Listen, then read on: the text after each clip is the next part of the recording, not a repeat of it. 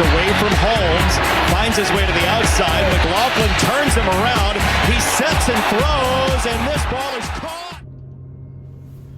Well, Nebraska got their first win tonight, and it went kind of basically how I said it would in the prediction video, and almost predicted that score right on the nose. I had 35-3, and if it wasn't for that last drive, which I kind of figured they might do, you know, Rhule was playing the backups there at the end, and of course they used their timeouts to make sure they scored, but it kind of went just the way I thought. Defense shined. I even said I thought if they got any points, it's going to be because the offense turned the ball over already in the red zone, and probably a field goal. And that's why I said 35-3. And that's kind of what happened at the beginning. Turned the ball over at the 5-yard line, and defense did a great job, held them, and that's where they got their 3 points. But the big news is Jeff Sims did not play. Heinrich Haarberg played and managed the game pretty well. He didn't do anything spectacular. You could tell he was basically managing and not really taking any big risk. But he ran the ball pretty well. He ran with authority. I saw him put his head down a few times and go right in there when he ran the ball. So I was kind of impressed what he did. But I hope everybody's not hollering for, quarterback controversy, because you got to look at the opponent too. If Jeff Sims was healthy and was playing, he would have done the exact same thing. And I really think you got to give Jeff Sims, this young man, he's gone through a lot. He's got a lot of pressure, and I think we need to support him. I know when I was at the game, when they announced the starters and they announced Heinrich Haarberg, the crowd went, nuts, went crazy, applause. And I really think we ought to support Jeff Sims. He had a couple bad games, and yes, I understand they were pretty bad. But he's got the whole weight on his shoulders, and he's trying to do all this on his own, and we don't need to be giving him any more pressure than he has. He just needs to go out there and just play the game he's been playing since he was a little boy, and not worry about winning or scoring. Just play the game to the best of his ability, and the winning and all that will come naturally if he does what he needs to do. But the defense again shined. I think they ended up with 160 yards. Northern Illinois did, and I think 75 of that came at the end of the game on that last drive. And the officiating was, I got to admit, the officiating was pretty bad. They made a couple of bad calls and missed calls. They called a pass interference on, I think it was on Tommy Hill, but I don't, even after the replay, there's no face guarding in college, so I'm not sure where he got pass interference, but he was on the Northern Illinois side, and I'm sure they were hollering in his face all night, and finally he threw the flag.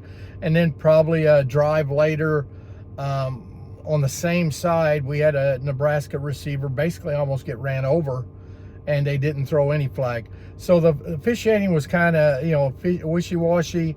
But again, I guess you're not going to get the best officials when you're not really winning a lot of games, and then you're also playing Northern Illinois. But overall, I was kind of impressed. I still see the offensive line struggling on pass defense.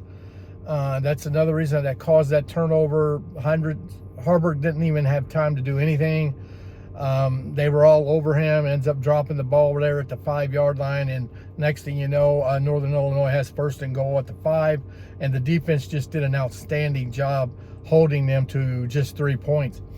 But I noticed that they still struggle big time. The offensive line still struggling big time on pass defense.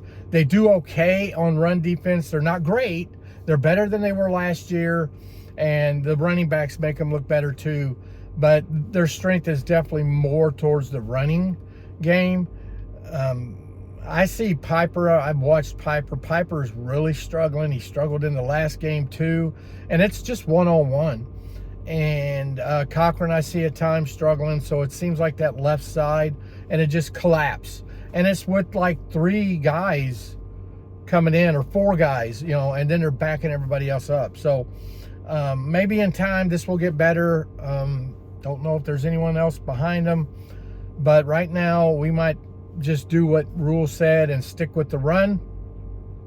Maybe pound it with our running backs, with our quarterback, and play defense and special teams. I think defensively we're going to stay in almost every game. That's including even the Michigan game. Problem is we probably won't have the offense to really win a lot of games.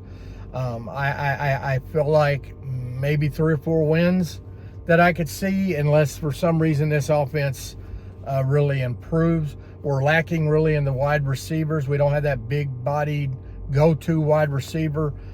Kemp he's a small guy, basically a slot guy, but we just don't have that Trevor Palmer like we did last year. If we'd have had this defense with Palmer and then Casey Thompson last year, it would have been a different story, and Frost might still be here. So overall, I wasn't too disappointed. I was kind of disappointed in that last touchdown, but you know, when you're scraping for a win's a win, and that's all I'm glad to see. So I'm going to watch the film again, break down the film, and then give my prediction for Louisiana Tech, which Louisiana Tech's not even probably not even as good as Northern Illinois, so you probably know how that's going to go. But overall, defensively, they did well, and they're looking better and better. And I see this group really growing by the end of the year. And offensively, they are who they are. They're basically that run that you could tell they kind of had that power quarterback run, quarterback option. And Harburg made some great reads and ran it pretty decent. Like I said, managed the game really well. And I didn't know if that's Rhule going to what he believes this is what the team needs to do, which probably is. Or was it him just saying, I'm going to put this in because, you know, it's Harburg, and, you know, I'm going to just kind of make it simple for him. So we'll kind of go over the tape, see what we think, and then I'll get back and do a prediction video for the next week's game. So I am now going to drive back 13 hours and head back home. So I'll wish me luck, because I've been up since for 48 hours. I left Friday. I finished the video, the prediction video Friday night, scheduled it for 8 o'clock Saturday morning, and I left at midnight Friday night. And I've been up since 6 a.m. on Friday morning when I had to go to work, actual work. So I'm going to try to drive back tonight. If I can't make it, because, you know, I know this is going to be tiring, since I haven't been to bed in over 48 hours, I might stop and stay the night somewhere, but I'm going to try to make it back, because it's a 13-hour drive, and I don't want to waste all day on Sunday driving when I got to go to work on Monday. So, well, I'm going to get out of here and follow this crowd of cars trying to get out of here, out of the stadium. Been a long time since I've been to one of the games, and I tried to meet Mr. Make Money, who I end up giving my seat to, because he won the ticket. And when I went over there, he wasn't there at that time. And, you know, so I didn't get to meet him. I was just going to meet him because I happened to go to the game. And so it is what it is. So until that next video, guys, go Big Red.